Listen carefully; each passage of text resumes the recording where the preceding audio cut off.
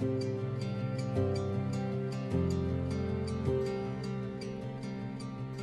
Pope and his councils now had a problem of major league proportions brought to them by a minor league player. Their power, authority, and purses were being threatened by an insignificant German monk from the sticks who had the ear of both peasant and noble alike. What were they to do about this annoyance? In 1518, Luther was called to a series of diets or questioning sessions. He was called to answer for his arrogance. Dr. Martin's own Augustinian brothers took his case first to settle it in-house. Many younger priests listened to Luther's case, and they agreed with their brother. But many older priests didn't agree and sent private mail to the Pope saying so. Luther was now given 6 weeks to appear in Rome for a quote-unquote fair trial, where he could state his case and then be fairly burned at the stake. In stepped Luther's protector, Duke Frederick the Wise of Saxony. Many of Frederick's advisors were Luther fans. They saw an opportunity to gain political freedom from Rome and advised Frederick to politely tell the Pope that German matters should be settled on German soil. The Vatican quickly dispatched the powerful Cardinal Cajetan. Cardinal Cajetan was sent to settle the matter. Cajetan treated Luther like an ignorant little brother, and things got hot when he wouldn't back down. By 1519, another diet was called. 100 of Luther's students marched with spears to accompany their teacher. The famous Professor Eck was sent to debate Luther, but he acted more like a judge than a debater. German knights looking for national identity rallied to Luther's defense. German civic leaders, tired of being exploited, taxed, and treated like second-class citizens by Rome, joined in. All had been waiting for a voice to say aloud what they were thinking. In Luther, they found that voice, a voice of loud, strong, and sometimes obnoxious bare truth.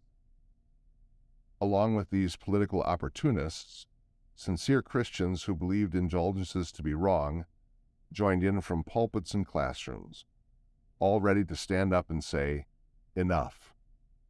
Wittenberg swelled with students from Switzerland, Scotland, France, and Czech areas.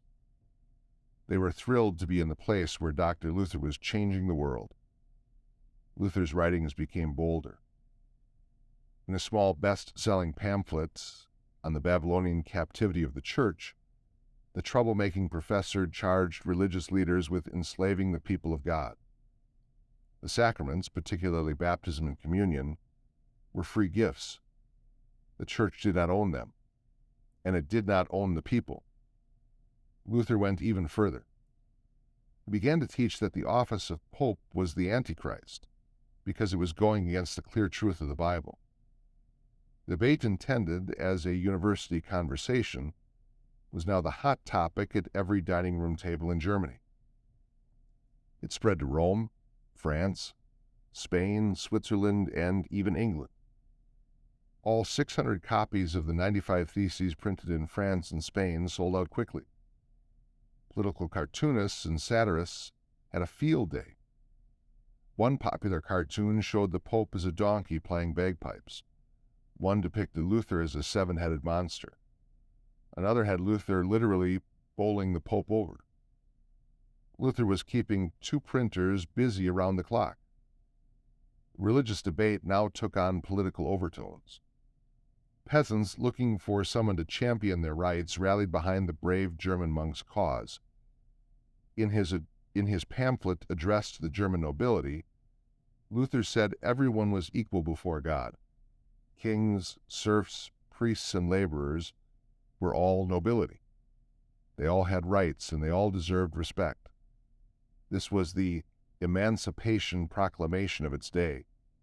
With this kind of talk, the masses wouldn't stay oppressed much longer. This was the last straw. By summer 1520, Pope Leo wrote a bull of excommunication. This papal bull was a law sent out against Luther, saying he was a loose boar in God's vineyard, and a scabby sheep infecting God's flock.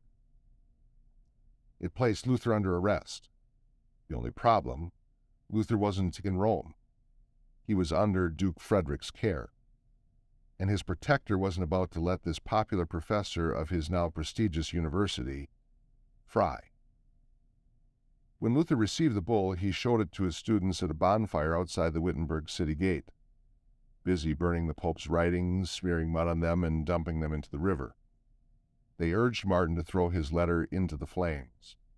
This would be an open act of rebellion, a complete break with the Church. Luther burned the letter. The Pope and his councils had a problem of major league proportions brought to them by a minor league player. Martin Luther was prepared to stand firm in his belief and was beginning to create a stir. What does this mean for you today?